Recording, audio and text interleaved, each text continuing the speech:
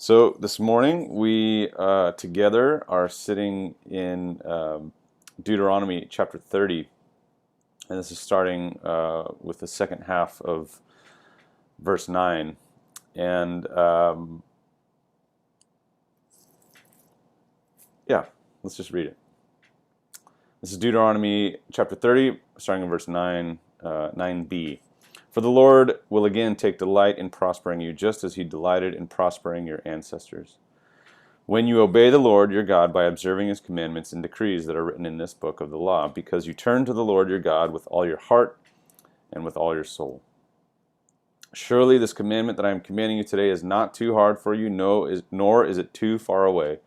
It is not in heaven that you should say, who will go up to heaven for us and get it for us so that we may hear it and observe it?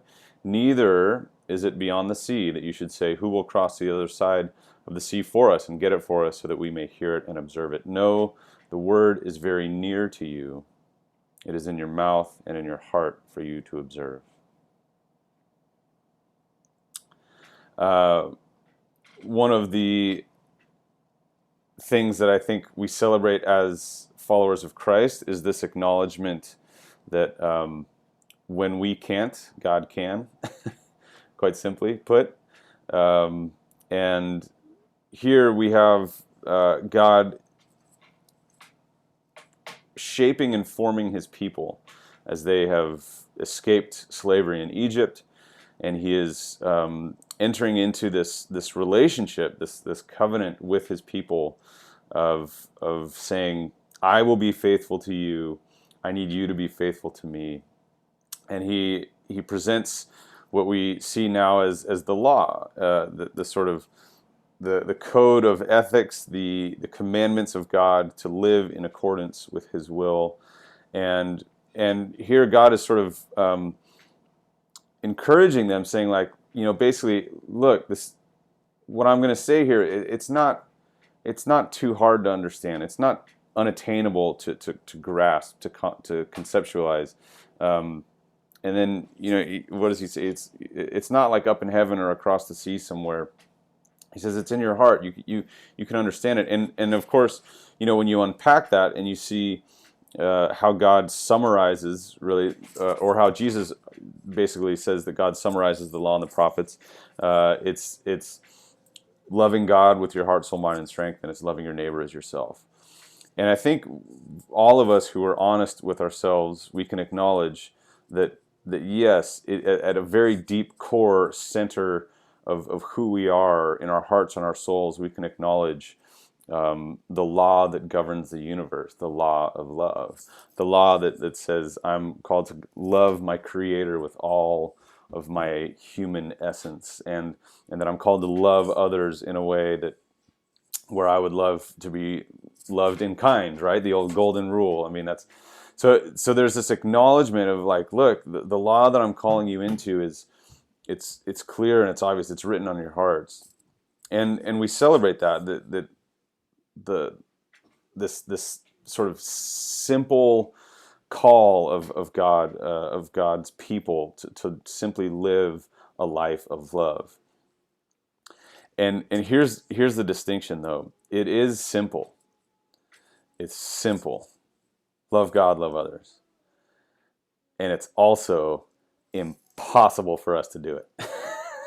It is impossible for us to do it. It's simple. It's very clear. Love God with everyone, with all you have. All you have. Love everyone else. It's very simple, and it's really hard to do. And so as clear as the law is, the command to love God with everything, to love our neighbors ourselves, as clear as that is, we acknowledge that law that is written in our hearts is unattainable for us as far as living it out perfectly and in a way that is without blemish. And so then this question where, in some sense, where God is saying,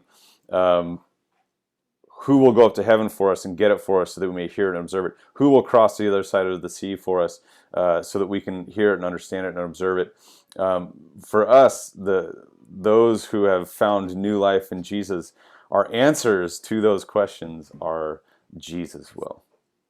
Jesus will go up to heaven, and Jesus will cross the sea and do this, because on our own we are literally incapable of living out this law. Yes, it's simple. Yes, it's obvious. It's clear in our hearts, and we can't do it.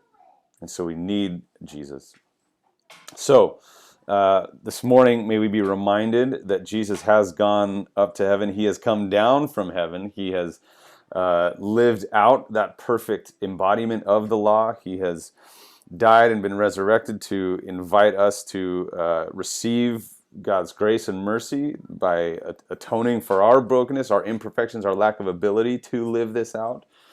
Jesus is the one who has crossed the sea, the other side of the sea, for us, to bring it to us, to live it out perfectly.